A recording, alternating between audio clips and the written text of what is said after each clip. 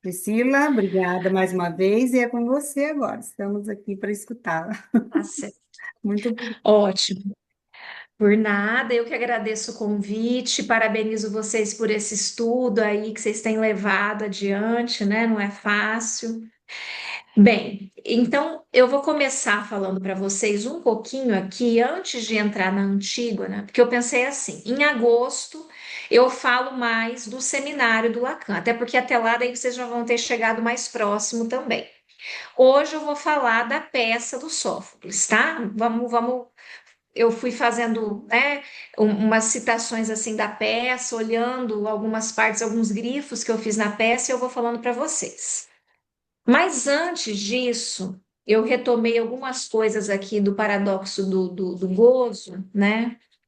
E que tem coisas muito lindas aqui que o Freud diz. Eu queria dizer duas coisas. Uma está lá na página 282, do meu, né? Eu não sei se o meu é igual o de vocês, mas deixa eu situar vocês melhor, então.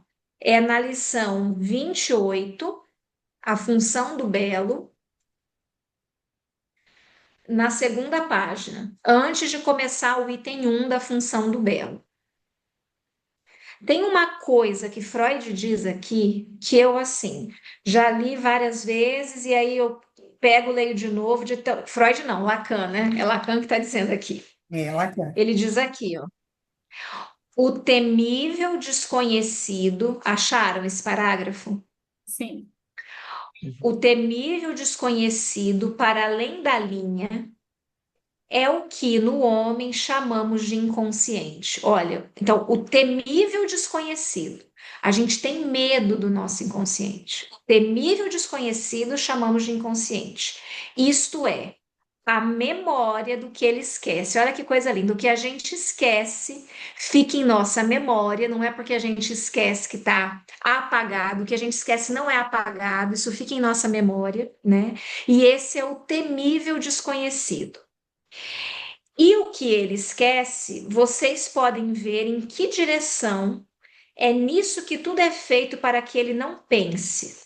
O fedor, a corrupção sempre aberta como um abismo, pois a vida é a podridão. É muito forte. Então, isso que a gente esquece, mas que está lá, tem a ver com algo de uma podridão, de um fedor. Veja só. Algo da história que tem a ver com o gozo, né? Que é o que a gente não quer ver de jeito nenhum. O que a gente quer, eu achei isso aqui belíssimo, a maneira tão forte como o Lacan diz aqui. E aí, a gente vai lá agora, que é mais uma citaçãozinha que eu quero ler para vocês, nessa mesma lição, mas está no item 3, tá? Praticamente na terceira página do item 3, que ele começa aqui, ó. Vocês já estão vendo que esse lugar ilustrado pela fantasia. Se ela é um bem, não toque nisso, como lhes dizia há pouco, que ele está fazendo toda uma discussão sobre o bem, que não tem nada de bem, né? Isso assim, de querer o bem do outro. Ah, como sou ótimo, estou aqui querendo o bem do outro. Vamos pegar agora, né? Pelo bem de Israel, pelo bem de não sei quem, pelo bem, em nome do bem, a gente faz os piores horrores. É pelo bem do meu filho, é pelo bem de não sei quem lá. Então, isso do bem que o Lacan desconstrói aqui, que vocês devem estar vendo isso lá, então ele diz assim, ó.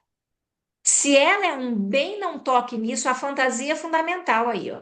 Se ela é um bem, não toque nisso, como lhes dizia há pouco, a fantasia é, na estrutura desse campo enigmático, um belo, não toque nisso. Para dizer que tanto essa ideia de estou fazendo bem, como a ideia do belo, serve para tamponar o fedor, para voltar aqui, o fedor, a corrupção sempre aberta como um abismo. Vou só ligar meu ar aqui que agora esquentou. Não sei como é que tá aí, mas aqui em Dourados esquentou. Não sei se vai chover. Vou ligar aqui.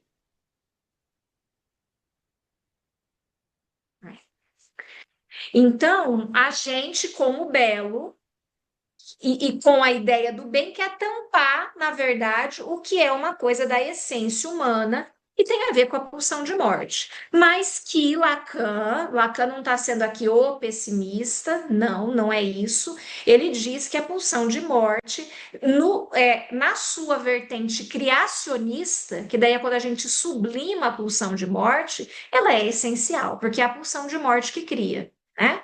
Então, eu acho queria ter trazido essas duas citações para vocês, para a gente entrar então agora na peça, né? Na peça de Sófocles. Então, eu não sei se todos aqui já tiveram contato com essa peça ou com a trilogia tebana. Se não tiveram, façam isso, porque a trilogia tebana é um dos livros mais lindos que eu já li. A minha versão é essa, ó.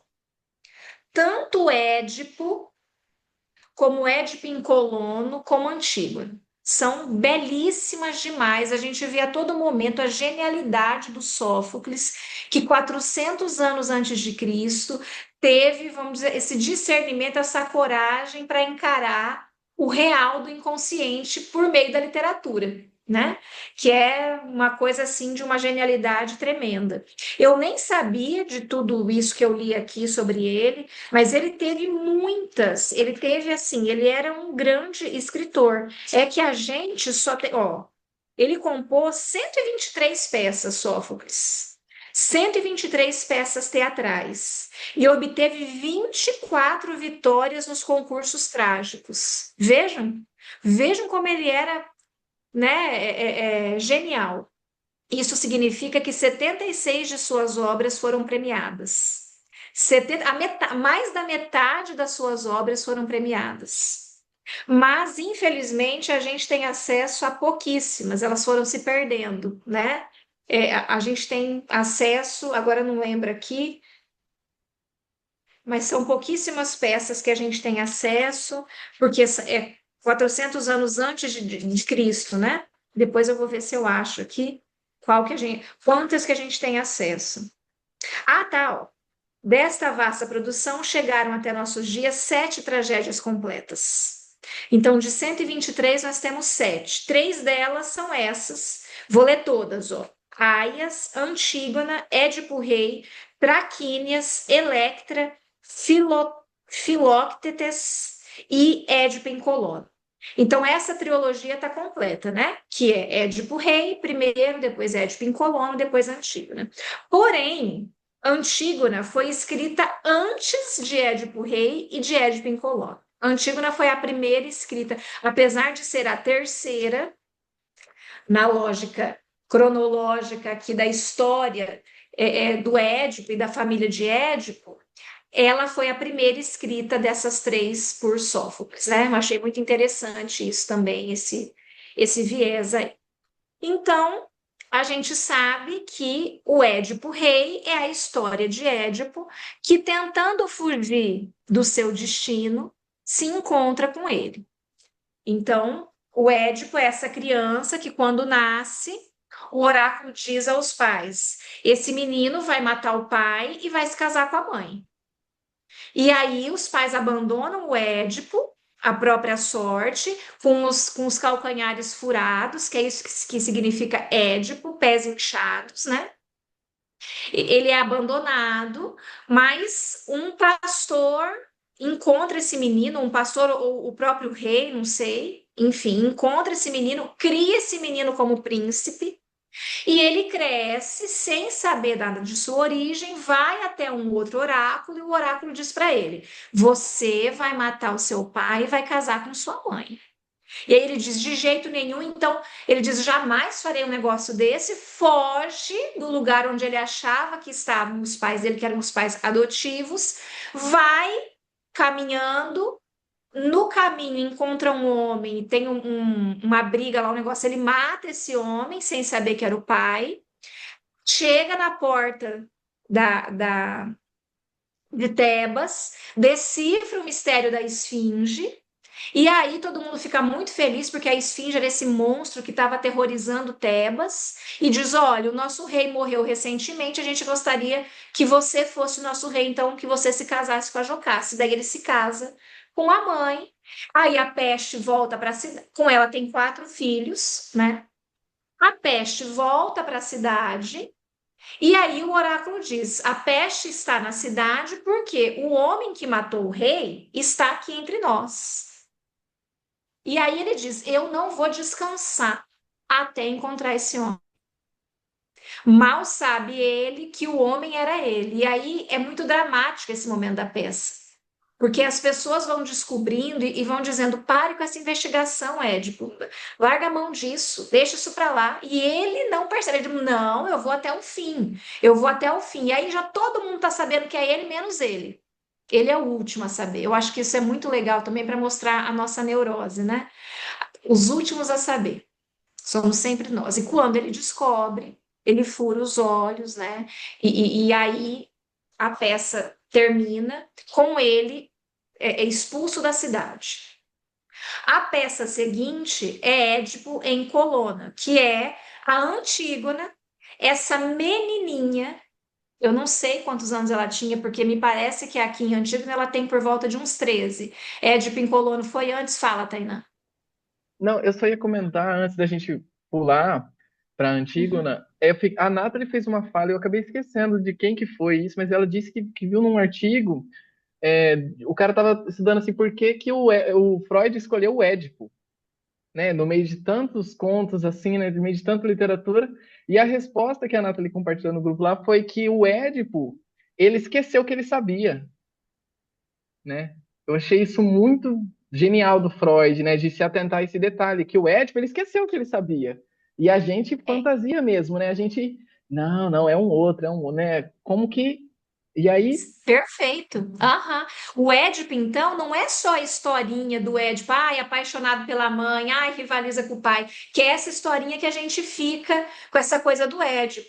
O Édipo mostra isso da nossa ignorância com relação ao nosso inconsciente. É isso que a gente não quer saber de jeito nenhum, mas que Lacan lá para frente, eu não sei aonde agora, eu não estou me lembrando se é no seminário 21, se é em O Aturdito, eu não estou me lembrando, mas que ele diz assim: um homem carrega sua verdade na boca, tal qual o cachorro carrega a carniça.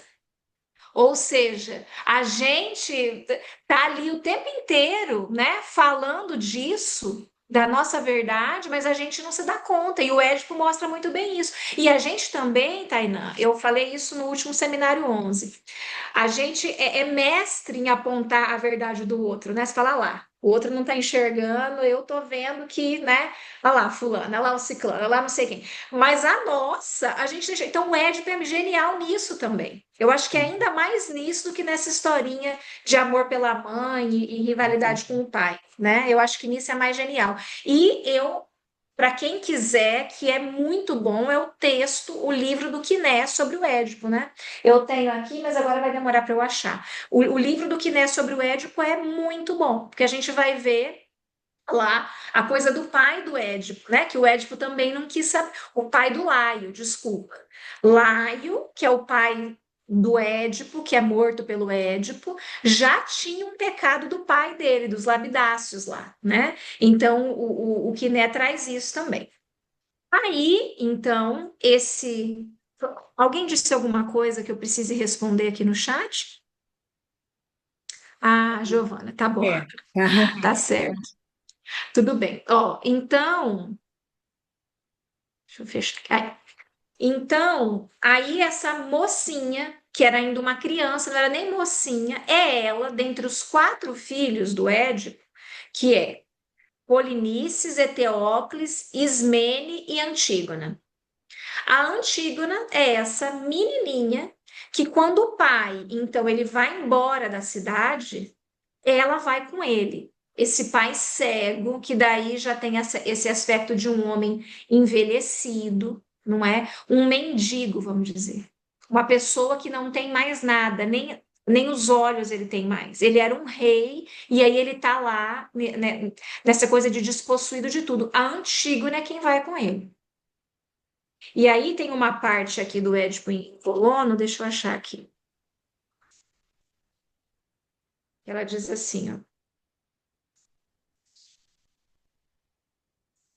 E aí ela tá sempre pegando a mão do pai, E ele está sempre muito contente de ela estar perto dele, né? Agradecendo essa filha.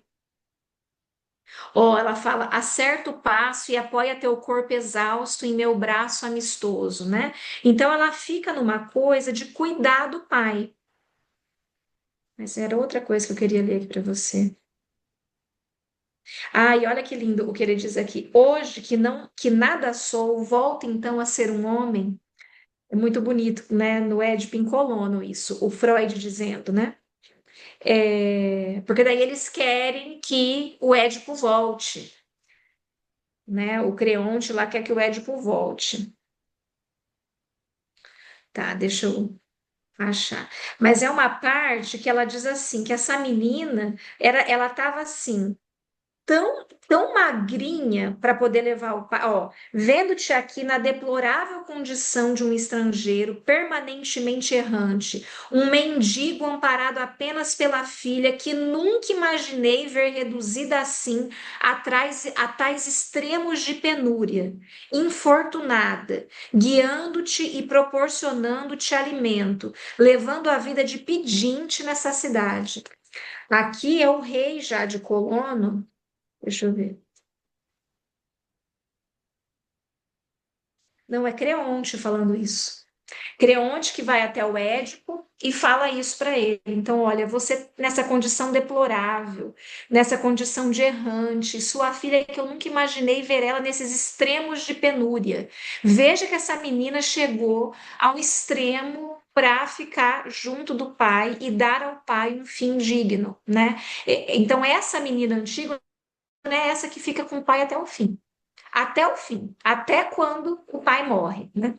Então, esse é o Édipo em Colóno. A última peça, então, é Antígona, né? Aí ela é o centro da peça. Então, nessa peça, então, tem quem são os personagens da peça? Antígona, que é a filha do Édipo e Jocasta, Ismene, também irmã de Antígona, Creonte, que agora era o rei de Tebas, né? Como sucessor de Édipo e também irmão de Jocasta. Então veja que o Creonte também estava envolvido nessa tragédia toda até, né, o último fio de cabelo. O Hemon, que é o filho do Creonte e da Eurídice. Esse Hemon, ele era noivo da Antígona. Então nesse momento a Antígona era uma mocinha, era a noiva do filho do tio, do Hemon, né?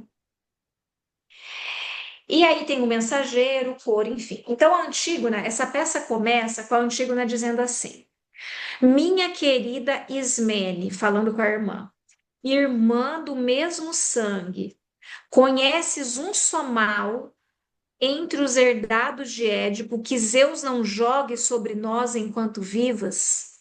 Ela fala dessa coisa da tragédia familiar, né? Que assola essa família, que é filhas e irmãs ao mesmo tempo, é filha de Édipo e ao mesmo tempo irmã de Édipo, né? Então, desse mal todo. Então, tem alguma coisa nessa vida, alguma maldição que Zeus não jogará em nós enquanto vivas.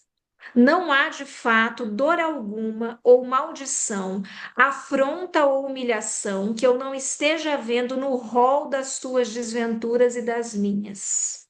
Já tens conhecimento do decreto novo que o rei promulgou agora e mandou publicar pela cidade inteira? Então ela diz: não basta todas as desgraças que a gente já viveu, tem mais uma, que é um decreto que o rei promulgou. Qual era o decreto? Que um dos irmãos, que era Polinices, não poderia ser enterrado. Esse era o decreto do rei. Então, Polinices e Eteócles, os dois filhos do Édipo, filhos homens, estavam brigando pelo poder, porque eles tinham um combinado que uma hora, um determinado período de tempo, um governaria, em outro tempo, o outro governaria. Um ano, né? Polinices, oi? Um ano. Cada um. Um ano, né? Polinices quebra essa lógica, Polinices, e ele e os dois então morrem numa briga fratricida, né? Irmão contra irmão, os dois morrem. E o Creonte diz o seguinte: Um será enterrado, que é o Eteócles, com todas as honras funerárias. Polinices não será enterrado. Isso significa, não ser enterrado, significa que seu corpo é não é um cadáver, é uma carniça. É reduzir o corpo à carniça, que é como fazemos com os animais, e não com os animais de estimação. Os animais que morrem, morrem de qualquer jeito, e por lá eles ficam até se decomporem, até serem devorados por outros animais. Não é assim com o ser humano, né? O ritual da morte, essa coisa, os rituais funerários, eles existem desde que o homem é homem. Isso é uma das poucas coisas que se tem notícias desde lá da pré-história, como os rituais funerários são importantes para o luto, para a humanização, né? Então, o que o Creonte faz é isso, dizer vai ser enterrado. O outro vai ficar com o corpo exposto para as aves de rapina e os animais comerem e vai se decompor. Não vai ter as honras funerárias. Lembrando que isso também significava que a pessoa não ia ter acesso, que a sua alma não ia ter acesso ao que era necessário depois da morte, que ela ia ficar vagando eternamente, porque isso era os ritos funerários para aquela época, não era também isso, para que a alma não tivesse condenada a vagar eternamente, a ficar nesse espaço de limbo eternamente, né? Então, era de uma crueldade imensa fazer isso com alguém, não dar as honras funerárias àquela pessoa, né? Aí a Antígona diz assim: pois não ditou Creonte que se desse a honra da sepultura a um de nossos dois irmãos, enquanto a nega ao outro? Dizem que mandou proporcionar injustos funerais a Eteócles com a intenção de assegurar-lhe no além-túmulo. Olha só. A reverência da legião dos mortos. Dizem também que proclamou a todos os tebanos a interdição de sepultarem ou sequer chorarem a desventura de Polinices. Sem uma lágrima, o cadáver insepulto irá deliciar as aves carniceiras, que hão de banquetear-se no feliz achado.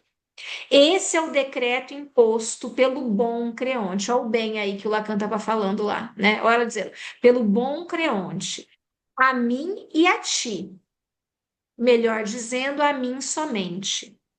Vê-los aparecer dentro de pouco tempo a fim de alardear o édito claramente a quem ainda o desconhece.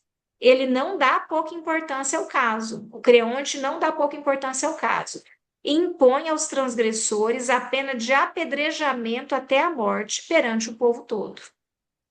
Agora sabes disso e muito breve irás tu mesma demonstrar se és bem-nascida ou filha indigna de pais nobres. Então, olha a Antígona chamando a irmã para responsabilidade, dizendo: isso aconteceu, ele está fazendo isso a mim e a ti, e ele não leva esse caso como qualquer coisa. Se alguém desobedecer, vai ser apedrejado até a morte. E agora que eu vou ver se você é bem-nascida ou se você é filha indigna de pais nobres. Então, olha a Antígona aí puxando ela para isso de honrar as coisas dos pais, né? E aí ela pergunta para a irmã. Isso é tudo um diálogo entre as duas. Ajudarás as minhas mãos a erguer o morto? Ainda que não queiras, ela diz para Ismene, ele é teu irmão e meu, e quanto a mim, jamais o trairei. A Ismene, atreves-te a enfrentar as ordens de Creonte? A Antígona responde, ele não pode impor que eu abandone os meus.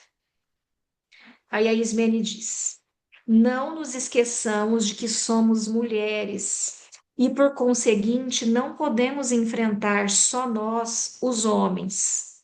Enfim, somos mandadas por mais poderosos e só nos resta obedecer às ordens e até a outras ainda mais desoladoras. Peço indulgência aos nossos mortos enterrados, mas obedeço, constrangida, aos governantes.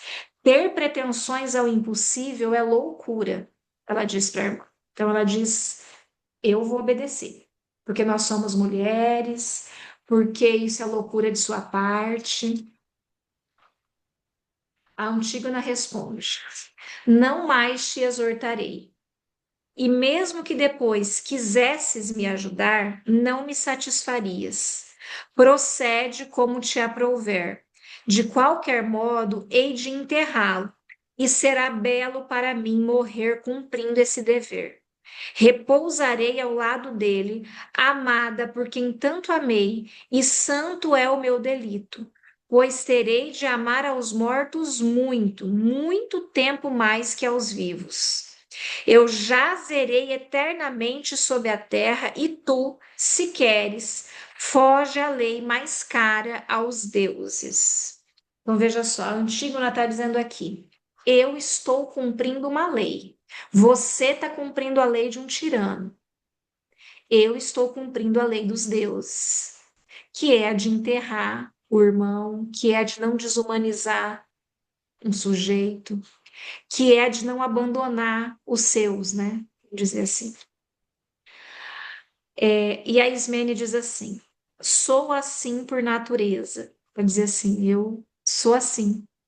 Não quero opor-me a todos os concidadãos. A Antígona alega esses pretextos, mas não deixarei sem sepultura o meu irmão muito querido. E aí a Ismene diz para Antígona: ferve o teu coração pelo que faz gelar. A Ismene diz: você está indo para a morte. Ó, olha que lindo, ferve o teu coração pelo que te faz gelar. A Antígona: mas dou satisfação àqueles que bem sei, tenho o dever de, mais que a todos, agradar, que são os deuses, né? A Ismene: se houvesse meios, mas você deseja o impossível. A Antígona: quando sentir faltar-me a força, eu pararei. Só que ela não para, né? A força dela nesse ponto é a Ismene, mas o impossível não se deve nem tentar. A Antígona diz: falando dessa forma, ganharás meu ódio e te exporás a ser odiada pelo morto eterna e justamente. Deixe-me enfrentar nessa loucura apenas minha esses perigos. Assim me livro de morrer envergonhada. A Ismene: se crês que deves, vai, mas parte com a certeza de que, apesar de agires insensatamente, és verdadeira amiga para teus amigos. Então, eu tenho que dizer para vocês, eu acho que a Gislaine já me ouviu falando isso. Quando eu li Antígona pela primeira vez, há muitos anos atrás, eu não tinha uma filha ainda, eu tinha só meu filho. E eu achei essa história tão linda, eu achei a Antígona tão admirável, que eu disse, nossa, se esse nome não fosse tão feio, eu ia pôr na minha filha. Antígona, quando ela nascesse, né? Se eu tivesse uma filha, eu não sabia se eu ia ter uma filha ou não. Mas hoje, gente, eu tenho que dizer para vocês que lendo essa história, eu vi o outro lado da Antígona. Tem esse lado da lei que está acima das leis dos homens, tem esse lado do sem dó nem piedade, nem sem medo nem piedade, que tem a ver com o desejo do analista, mas tem uma coisa extremamente mortífera na Antígona. A Ismene, que é a neurótica normal, vamos dizer assim, né? A gente não pode fazer esse tipo, mas assim, a Ismene que diz, não, mas você está indo A para a medrosa, né? morte, é isso mesmo? É a medrosa que é o, né? A Antígona, ela tá nisso, de ir para a morte, não é? Em nome dessa lei, que é uma lei maior, mas ela tá indo para a morte o tempo todo. Mas ela Então, também foi quem foi com Édipo para Colano, né? Também. Ela que viu o pai também, porque o Édipo vira um sábio também, né? Por um lado. Não tem isso também? tem Aí eu uma fiquei coisa de um pensando assim, sábio, ele é eu fi- sepultado num lugar onde ninguém pode ficar sabendo, porque ele ia proteger. Enfim, ele é uma bênção no fim das contas, vamos dizer assim, né? E não uma maldição. A própria Tebas queria que ele fosse sepultado lá, e aí ele fica sepultado ali nesse outro lugar. Sim, você tem razão, Tainá. eu fiquei pensando na diferença entre os irmãos no geral, né? Os quatro, porque a Antígona é a única que peita o Creonte. Fiquei pensando porque é claro que o Sófocles quer que a gente só questione isso, né? O que surgiu do Édipo e da É, Antígona juntos ali, né? O que ela viu também? Esse pai também, né? sim, você tem razão. A Ana Laura costuma dizer assim: a gente não pode, é que a gente faz isso, mas a gente não pode ver ela como uma personagem que existiu, né? A Antígona não é uma, não é uma mulher, né? Assim, ela é uma estrutura aí que aponta para alguma coisa. É isso que a Ana Laura diz lá no estudo dela. Mas você tem razão. Se a gente pensa por esse caminho, né? O que que fez dela? Se bem que nesse começo aqui, a Ana Laura diz assim, que no próprio nome Antígona tem o ante, uma coisa assim de alguém que rompe com as coisas em nome de um desejo que é o dela, né? Ela diz tem o antigona, que é ante isso do familiar, a Ana Laura diz. Ok, isso é uma leitura possível, mas se a gente for pensar nessas falas aqui de início, na verdade ela está muito assim. Eu não vou abandonar os meus, em nome de nada. Ela está muito nessa coisa assim do familiar, do pai, do irmão, de não abandonar os dela, né? Só queria fazer essa pontuação, né? Não sei como desenvolver isso, mas só queria pontuar aqui para vocês. Vamos voltar aqui então. Aí acaba esse diálogo, né, com a irmã, ela enterra o irmão, né, ela enterra, e aí tem uma fala aqui do Creonte depois, né, o Creonte diz assim, ó, aí mais lá pra frente, eu dei umas puladinhas pra gente conseguir ver todo essa tragédia hoje, né, não é possível conhecer perfeitamente um homem e o que vai no fundo de sua alma, seus sentimentos e seus pensamentos mesmos, antes de o vermos no exercício do poder. Isso é o Creonte dizendo. Olha só. A gente só conhece um homem de verdade quando ele está no exercício do poder, para ver se ele vai ser abusivo ou não vai ser abusivo, né? Na verdade, isso virou um dito popular. Se você quer conhecer alguém, dê poder para ele, né? Que aí você vai ver quem essa pessoa é. O Creonte está dizendo isso aqui. E aí, aqui mais para baixo, ele diz: que Eteócles, morto lutando pela pátria, desça cercado de honras marciais ao túmulo e leve para o seu repouso eterno tudo que só os mortos mais ilustres se oferece. Mas ao irmão, quero dizer a Polinices, que regressou do exílio para incendiar a terra de seus pais e até os santuários dos deuses venerados por seus ascendentes, e quis provar o sangue de parentes seus e escravizá-los. Quanto a ele, foi ditado que cidadão algum se atreva a distingui-lo com ritos fúnebres ou comiseração. Fique insepulto o seu cadáver, e o devorem cães e aves carniceiras em nojenta cena. São estes os meus sentimentos, e jamais concederei aos homens vis maiores honras que as merecidas tão somente pelos justos. Só quem quiser o bem de Tebas há de ter a minha estima em vida e mesmo após a morte. Então veja só, que o Creonte faz isso em nome do quê? Que o Lacan está dizendo lá que não serve para nada. Em nome do bem. É em nome do bem de Tebas. Vejam só, ele diz claramente: como que eu vou tratar o justo e o vil da mesma maneira?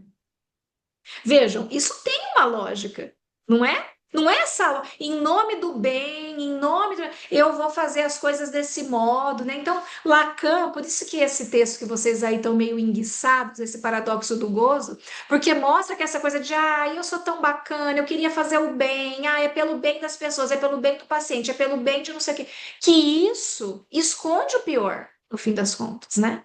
Então, o Creonte é esse sujeito que diz aqui, não, o Polinices, que não é flor que se cheire, e não era mesmo, né? Que fez horrores de horrores, não vai ser enterrado, porque o destino dele não pode ser igual ao do outro, que era o justo, vamos dizer assim, né? Você sabe que isso aqui me lembra, e o meu trabalho, que eu vou mandar o argumento quando abrir, né, para o encontro nacional, para o encontro internacional ano que vem, que é sobre a ética, né? eu acho que eu vou tentar desenvolver alguma coisa nesse sentido. Isso me lembrou muito. Vocês já leram o conto da Clarice que se chama Mineirinho? Se não leram, leiam. O conto da Clarice Lispector é curto, facinho. Você pega aqui daqui a pouco, lê e termina. Fala disso também, né? Porque é o seguinte: é um criminoso do Rio de Janeiro, bárbaro, um criminoso super bárbaro, que é morto com muitos tiros. Agora não me lembro quantos. Mas o que a Clarice se questiona é se um tiro serviria para matá-lo, para que outros tantos? Ela fala disso da crueldade, desse gozo da crueldade. Se uma bala era suficiente, para que isso? E aí ela vai dizendo: o primeiro tiro me angustia, o segundo tiro isso, o terceiro. Ela vai escrevendo de um jeito. E ela, numa entrevista, disse: a melhor coisa que eu já escrevi foi esse conto. Ela considera esse conto a melhor obra dela. E é belíssimo. Leiam, porque eu acho que tem a ver com isso. Porque você está matando o criminoso em nome do bem da sociedade, vamos dizer assim, né? É isso. É em nome do bem que você vai matar esse criminoso. Mas em nome do bem, o que se demonstra é um gozo da crueldade. Para que tantas balas se uma só bastaria, né? Priscila, Me lembrou. Priscila, você falando isso, Foi. lembrou de uma série que tem na Netflix, chama Você. Vocês já assistiram? Ai, não. Mas já me falaram um monte dessa série. Me conta. É mais ou menos isso mesmo. Eles falam, um faz uma maldade, mas é por você, você que é o culpado. Aí o outro, você que é o malvado. E aí eles ficam convivendo, um casal convive nessa fantasia de que o outro é ruim e ele é bom. É o mal. É o mal, Aham. sabe? É muito Uhum. interessante o tanto que a agressividade da moça, por exemplo, ela fica com raiva de alguém, ela fala que não vai fazer mais nada, nada, e ela não aguenta segurar aquilo, parece que vem, é impossível segurar aquilo, e ela Uhum. mata. Ela chega no, Ah, ela mata, nas vias de fato. vazia de Uhum. fato. E assim, conta assim a história, né? Como é que era a mãe dela, o sofrimento dele, como que eles dois estão juntos, a identificação entre eles, né? E tem um final surpreendente. Você, eu acho que vale Aham. a pena ler. Eu vou assistir. Já me falaram A algumas ler não, vezes. Pode assistir. falar, Tainá. Não, eu fiquei pensando assim, eu que não sou, né? É você, né? Claro, né? Exatamente, Vamos pôr até na o conta do nome, né? outro, né? Não, essa maldade não é minha, não. E a gente faz isso, não é? Então, eu acho que é isso que Lacan, nesse paradoxo do gozo, ele está advertindo a gente. O gozo, a maldade, tá na gente, em todo mundo, não é? Está em todos nós. A questão é o que que a gente faz com isso, né? Como que a gente lida com isso? E aí, então, ele está colocando Tebas em primeiro lugar, né? O Creonte está dizendo: eu, como rei, meu compromisso é com Tebas e com a justiça, e com o bem de Tebas, né? E aí, e aí ele fala: ó, é para você ser de implacáveis com os rebeldes ao edito. Então, ao que ele escreveu é para ser implacável se alguém, né? E aí o Corifeu responde: ninguém é louco a ponto de buscar a morte. Aí tá. Aí o guarda chega, esbaforido, esse guarda aqui também assim, nervoso, e diz assim: quando o vigia da manhã nos alertou para o acontecido, uma surpresa triste tomou conta de nós. Não víamos o morto, embora ele não estivesse bem sepulto, pois era muito pouco a terra que o cobria, como se fosse posta pela mão de alguém querendo apenas evitar um sacrilégio. Isso é muito interessante, porque o tempo todo está o Creonte dizendo: se alguém fizer isso, vai morrer. É como se ele soubesse que alguém ia fazer, porque o que ele estava pedindo era coisa demais. Não enterrar um morto é coisa demais para se pedir, tá além da conta. E aí, o guarda, quando ele vai contar que enterraram, ele também já se entrega, dizendo: era como se alguém estivesse tentando só evitar um sacrilégio, para dizer: Creonte, é um sacrilégio não enterrar um morto. né? É uma crueldade não fazer isso. Então, ele está dizendo assim, meio, né, por desvios, mas está dizendo isso para o Creonte. E aí o Corifeu também diz assim, ó, meu coração, Senhor, para o Creonte, indaga há muito tempo se esse acontecimento não se deve aos deuses. Ó, o Corifeu falando, olha, isso de terem enterrado, talvez eram os deuses que quiseram. Então, tá todo mundo dizendo para ele de algum modo, né? De um modo tímido, porque todo mundo tá com um cagaço do Creonte, na verdade. Então todo mundo diz para ele, mas olha, quem sabe é os deuses, o outro, olha, foi só para evitar um sacrilégio, né? E aí,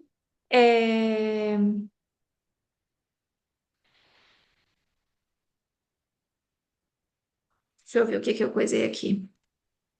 Então aí o coro, né, fica dizendo assim, é, tem um elogio ao homem aqui pelo coro, enfim. E aí o guarda diz assim depois, né? Nada deveria ser jurado pelos homens, Senhor, pois basta refletir para notar que a ideia é enganadora. Eu mesmo prometi que não havia de voltar aqui tão cedo e estou aqui. Isso também é muito legal, que é esse mesmo guarda que vem trazer a notícia de, ó, enterraram, né? Descumpriram o seu. Aí o Creonte fala: você volta e você vai descobrir quem foi. É para desenterrar o morto de novo e você vai descobrir quem foi. O Creonte fica, né, super bravo. E aí esse guarda sai dizendo: eu é que eu nunca mais vou pisar aqui, porque senão é eu que vou morrer, tal. E aí esse guarda retorna dizendo: não, nada deveria ser jurado pelos homens, Senhor, pois basta refletir para notar que a ideia é enganadora. Eu mesmo prometi que não havia de voltar aqui tão cedo e aqui eu estou. Então ele também está dizendo para o Creonte, não vão prometer muita coisa, porque essa coisa de prometer, a vida muda e a gente não sabe o que que acontece, né? Esse personagem eu acho muito interessante. E aí o guarda diz assim, ela, a Antígona, vendo o corpo nu, gemendo, proferiu terríveis maldições contra quem cometera a ação. Amontoou com as mãos de novo a terra seca e, levantando um gracioso jarro bronzeo, derramou sobre o cadáver abundante libação. Corremos quando vimos aquele espetáculo e todos juntos seguramo-la, mas ela não demonstrou estar com medo. Então, pusemos-nos a interrogá-la sobre o seu procedimento passado e atual, porque, ou seja, desenterrar ela foi, enterrou de novo. E vocês imaginam essa cena? Ela, uma mocinha, pegando essa terra seca, fazendo os rituais, né? Lavando o corpo, né? Enfim, como eles faziam lá, e ela, né, com essa mãozinha, vamos dizer, de uma menina de 13 anos. O Dunker, em algum lugar, diz que ela tem 13 anos, eu não sei, talvez fizeram as contas aqui, era essa a idade dela. Mas veja, uma menina, né? E ela não estava com medo. Então pusemos-nas a interrogá-la sobre o seu procedimento passado e atual. Para alegria minha e dó ao mesmo tempo, o guarda diz: ela nada negou. É bom livrarmos-nos de males, mas é triste lançar amigos nossos na infelicidade, o guarda diz. Ou seja, o guarda está mal com isso. É como se ele dissesse também muito timidamente: vamos ver se não tem um outro jeito, né, de lidar com essa situação. Após alguns instantes de silêncio geral, todo mundo fica em silêncio diante disso, de que é ela que fez isso, uma menina, uma mulher, e que estava sem medo e que fez de novo. Tu então que baixas o rosto para o chão, confirmas a autoria desse feito ou negas? Isso para Antígona. A Antígona responde: fui eu a autora, digo e nunca negaria. Aí o Creonte diz: agora dize rápido e concisamente: sabias que um édito proibia aquilo? Ou seja, ela teve mais uma chance de dizer: não, eu não sabia, não, eu não tinha conhecimento disso. Eu fui lá, enterrei, mas eu não sabia. Ela diz: sabia. Como ignoraria? Era notório.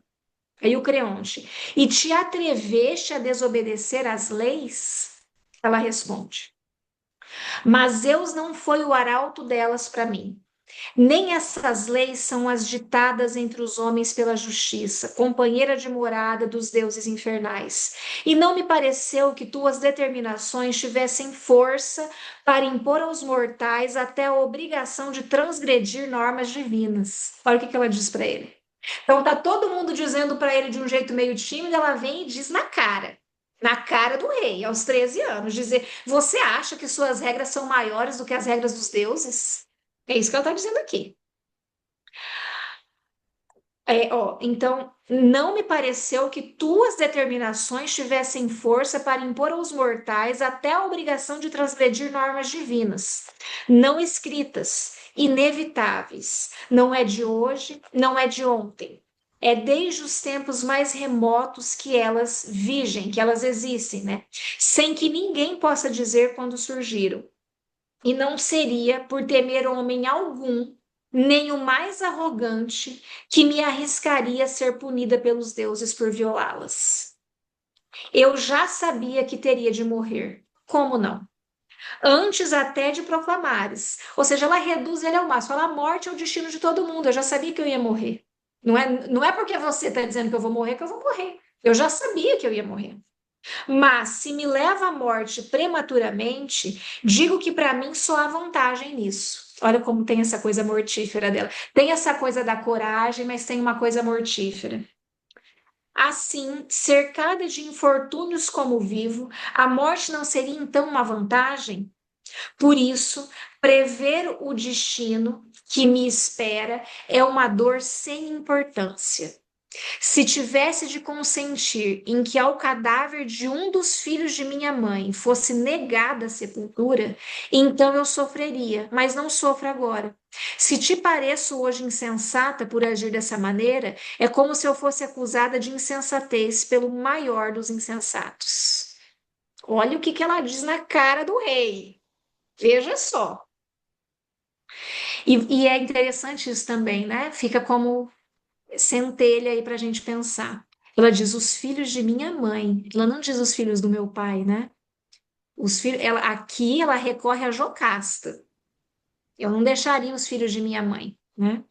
Aí o Corifeu que estava junto lá diz: evidencia-se a linhagem da donzela, indômita, de pai indômito, não cede nem no momento de enfrentar a adversidade. Creonte diz: essa é filha do Édipo, indômita, corajosa, não cede, né? Aí o Creonte, dirigindo-se a Antígona: fica sabendo que os espíritos mais duros dobram-se muitas vezes. O ferro mais sólido, endurecido e temperado pelo fogo, é o que se vê partir com maior frequência. E aí ele se dirige ao coro. Ela já se atrevera antes a insolências ao transgredir as leis apregoadas. Hoje, pela segunda vez, revela-se insolente. Ufana-se do feito e mostra-se exultante.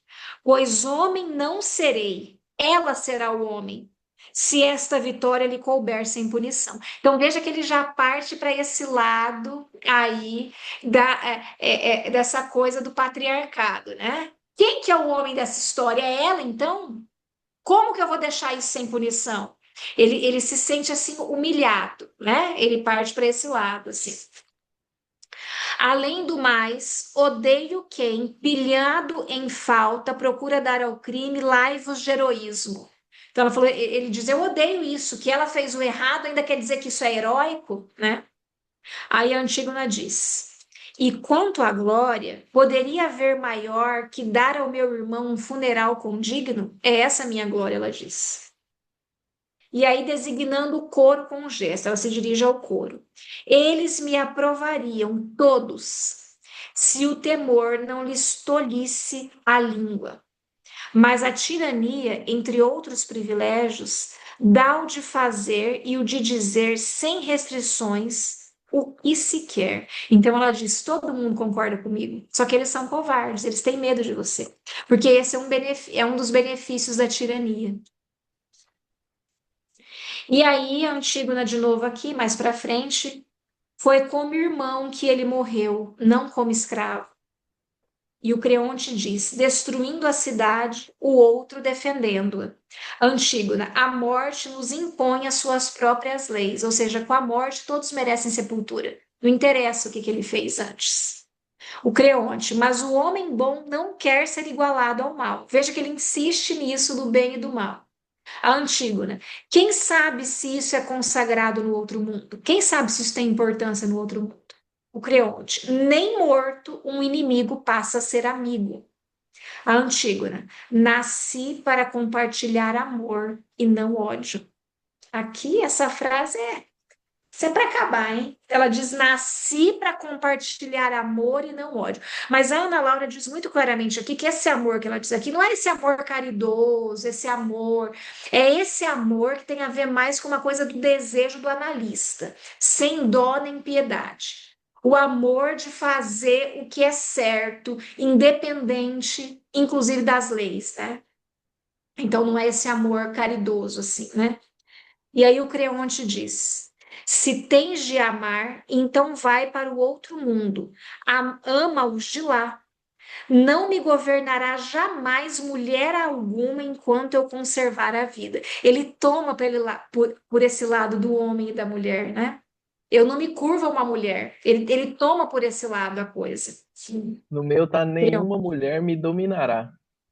Minha versão. Nenhuma mulher me dominará? Uhum. Será que a sua tradução é melhor? Eu não sei agora, porque eu não Não, tá muito entendo bom, muito. tá. Só aqui que deu É, uma que só eu essa. me Eu vou dominará. até anotar aqui. Me dominará.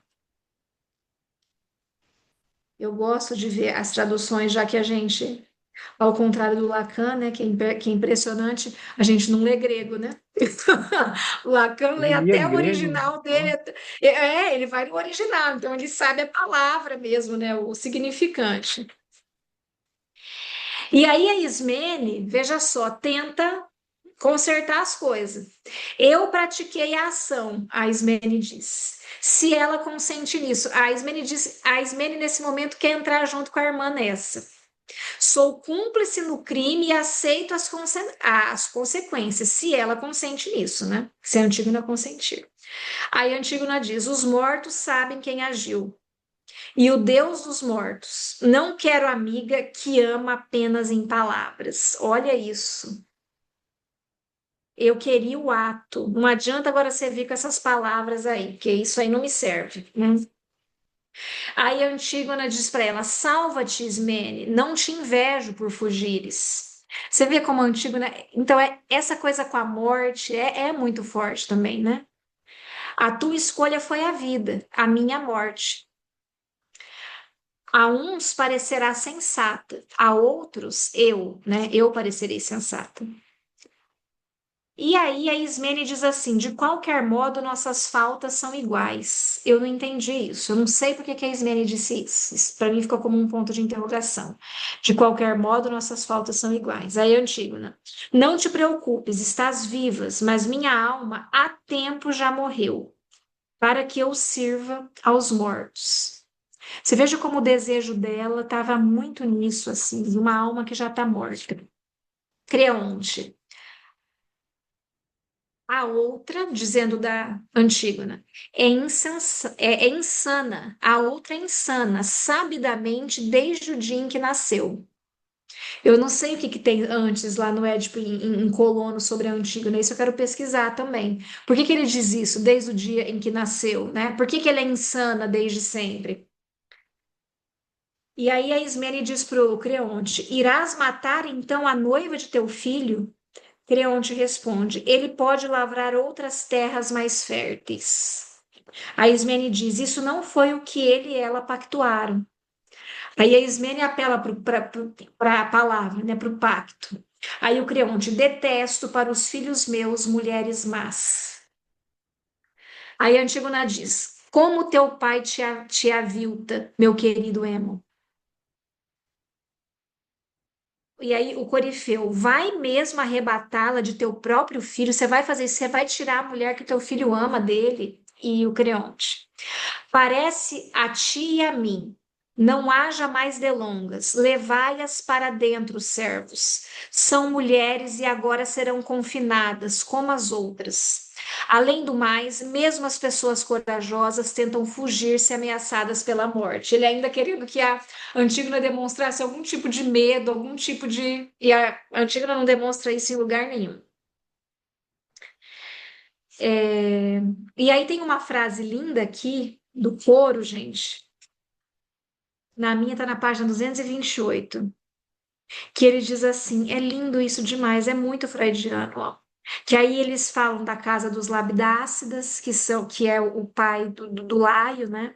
E aí ele diz assim: as gerações mais novas não resgatam as gerações passadas. Eu achei isso belíssimo, porque veja que isso é muito assim o traço da neurose. Se a gente pensar no Hamlet, se a gente pensar na neurose mesmo, isso de proteger o pai, isso de estar endividado com a dívida do pai. É isso que é a neurose. E aí veja que o coro aqui, 400 anos antes de Cristo, está dizendo: as gerações mais novas não resgatam as gerações passadas, ainda que você queira. Na verdade, o que a gente pode resgatar é a nossa vida. É isso que a gente não resgata o que já foi, né? Eu achei isso lindo, porque isso aqui é uma direção da vida, da pulsão de vida, né? Vou até marcar aqui. E aí o Creonte fala para o filho dele. Olha o que o Creonte fala para o filho dele. Seja dócil à vontade de teu pai em tudo. Olha isso. Seja obediente ao teu pai, que é o problema dos filhos, né? Obedecer o pai. A gente tem que ser desobediente. E aí ele diz que um pai deve ser obedecido em tudo. E aí ele continua: devemos apoiar, portanto, a boa ordem, não permitindo que nos vença uma mulher. Se fosse inevitado, mal menor seria cair vencido por um homem, escapando à triste fama de mais fraco que as mulheres. Aqui ele está parecendo um legendário, né? Vocês sabem desse movimento dos legendários. Aqui ele está bem legendário, o Creonte. Ele falou: se for para ser vencido por alguém, vai ser por um homem, não por uma mulher que é fraca. Veja ele colocando a mulher, a Antígona, que é o símbolo da força, sendo colocada no lugar de fraca. O Creonte insistindo nisso, nessa coisa do gênero, né? Não é? Aí o Emon diz para ele, o Emon vai conversar com o pai, né? Vai dizer para ele: os deuses, pai, implantam no homem a razão, que é o bem maior de todos. Ele tenta dizer para o pai, pensa se isso é o correto. Mas outros, não só o Senhor, ele diz, também podem ter boas ideias. É meu dever notar por ti naturalmente tudo que os outros dizem, fazem ou censuram, pois o teu senho inspirador de medo impede os homens simples de pronunciar palavras que firam seus ouvidos. Ele diz, as pessoas não falam com você, mas eu vou dizer o que as pessoas estão falando. Eu, porém, na sombra ouço o murmúrio e escuto as queixas da cidade por causa dessa moça. Nenhuma mulher, comentam, mereceu jamais menos que ela essa condenação. Nenhuma, em tempo algum, terá, por feitos tão gloriosos quanto os dela, sofrido morte mais ignóbil. Ela, que quando em sangrento embate seu irmão morreu, não o deixou sem sepultura, para pasto de carniceiros, cães ou aves de rapina. Não merece, ao contrário, um áureo galardão. E ele diz: este é o rumor da cidade. Ele está dizendo: todo mundo na cidade está dando razão para Antígona. Eles não te falam, mas eu estou te falando. Não tenhas, pois, um sentimento só, nem pense que só tua palavra e mais nenhuma outra é certa. Olha o filho tentando dizer: pai, saia desse lugar de tirano, né? Não há vergonha alguma, mesmo sendo sábio, em aprender cada vez mais, sem presunções. Não vês ao lado das torrentes engrossadas pelas tormentas, como as árvores flexíveis salvam-se inteiras, e as que não podem dobrar-se são arrancadas com a raiz? Exorto-te, recua em tua ira e deixa-te mudar, o filho diz, né? Aí o Creonte: posso na minha idade receber lições de sensatez de alguém da sua natureza?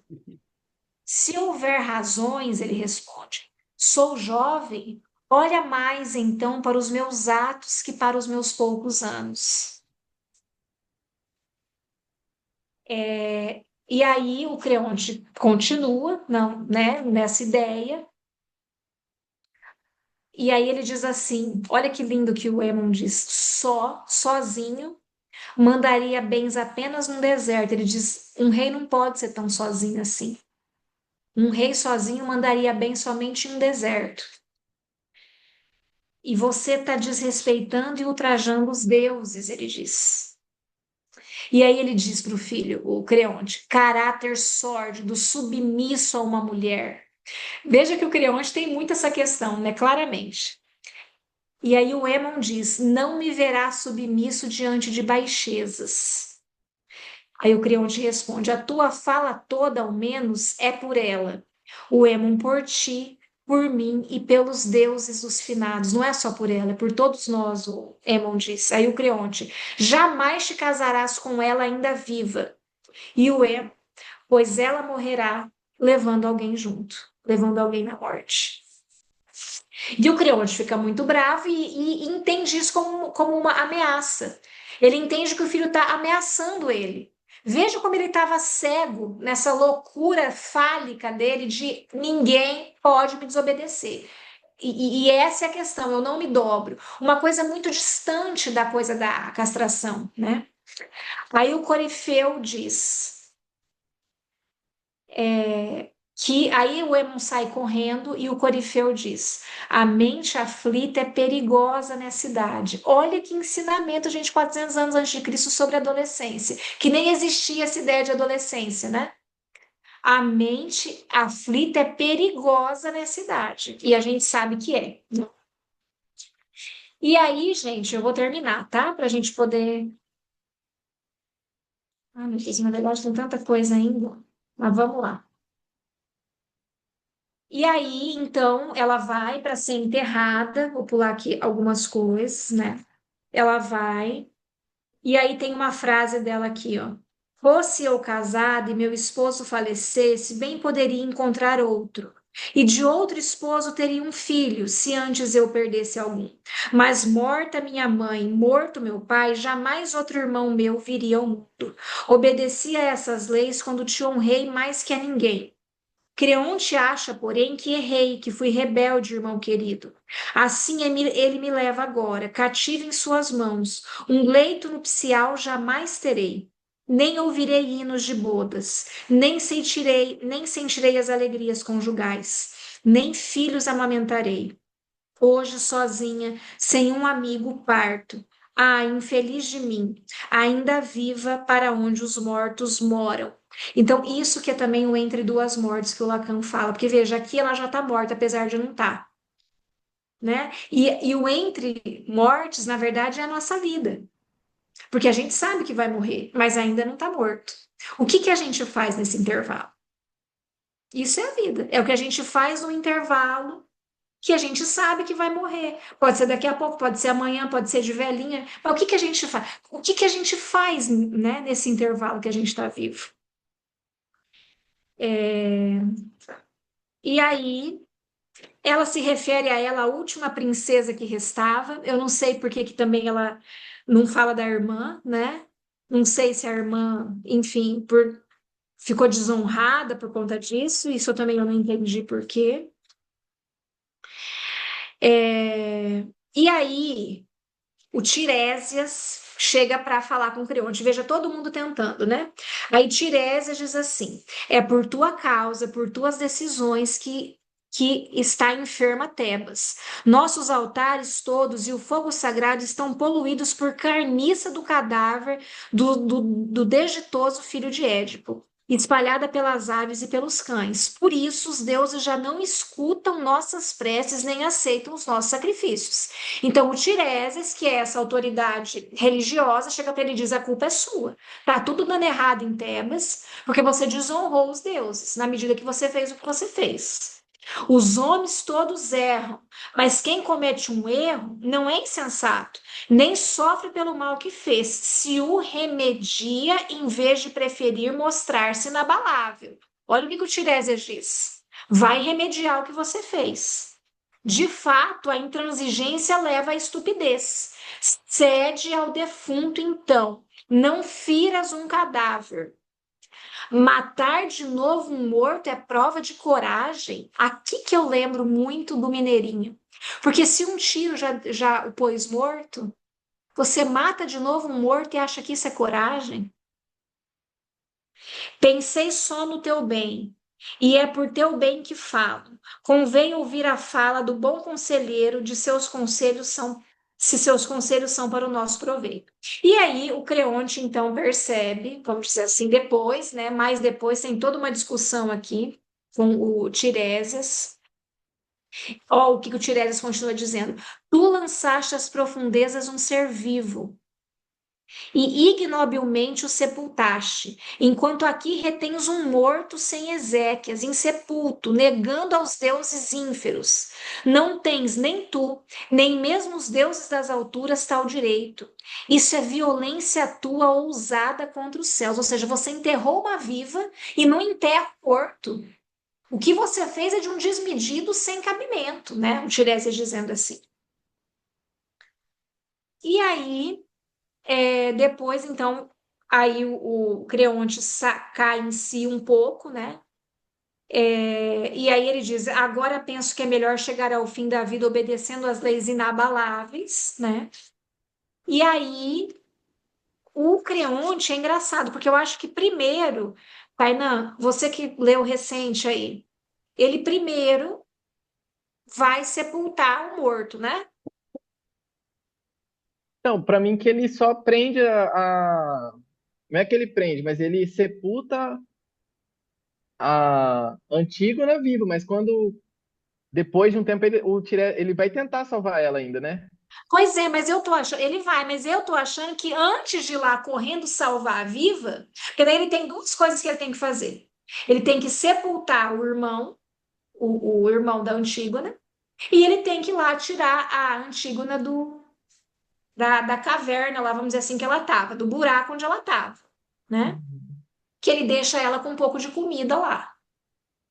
Então ele tem que fazer essas duas coisas. Eu tenho a impressão que primeiro ele vai sepultar o morto, o que por si só é Uhum. bizarro, né? É bizarro que primeiro ele faça isso. Agora eu não tenho certeza, eu trago para vocês na próxima vez. E olha que lindo aqui, que isso também é muito freudiano, que um dos mensageiros diz. Quando os mortais não podem mais sentir prazeres, já não os considero criaturas vivas, mas míseros cadáveres que ainda respiram. Se queres, amontoa em tua própria casa riquezas mil e vive com a magnificência de um rei. Mas se isso não te traz contentamento, eu não daria nem a sombra da fumaça por todo o resto, pois não há para os mortais nada que seja comparável ao prazer. Ou seja, não adianta essa riqueza toda, não adianta você ser o rei diante de tudo que você vai perder, né? E aí, então, o que que acontece é que ele chega lá, né? E tá o filho,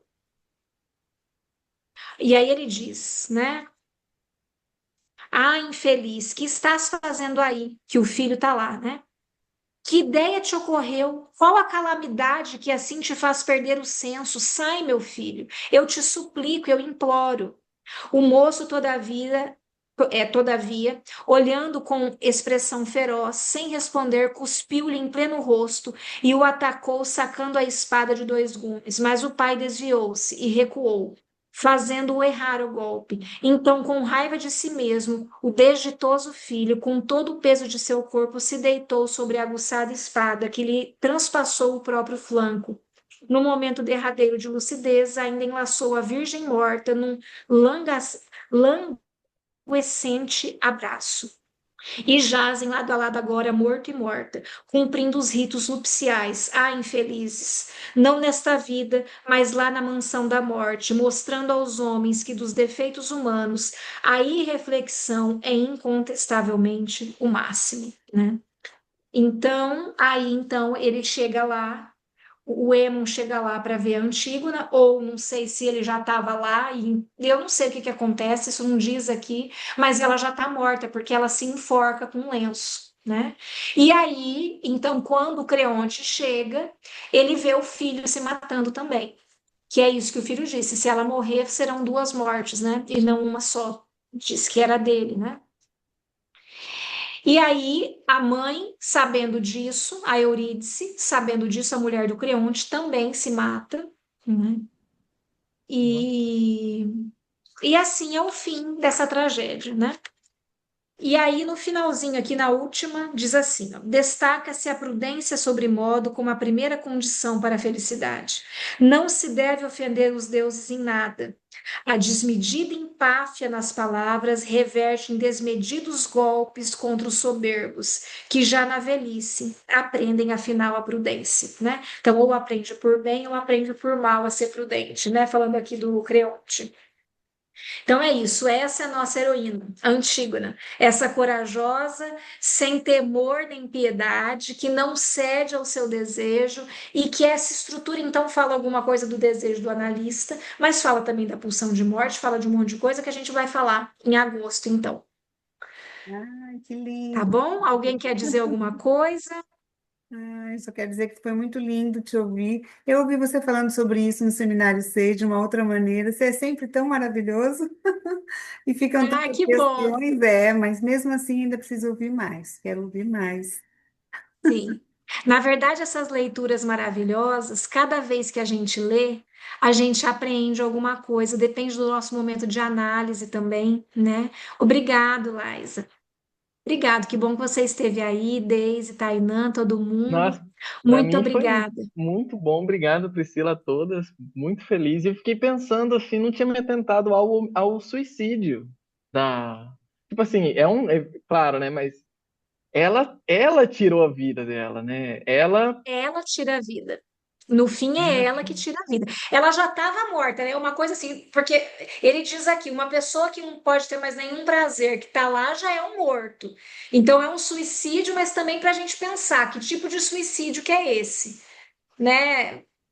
Ela, ela ia morrer. Agora, e o emo? Isso não dá para saber. O emo já estava lá, ela se mata na frente do emo, ou o emo não estava, chegou depois. Isso não fala no texto, né? E alguns comentadores também dizem, não dá para saber o que que aconteceu aí, né?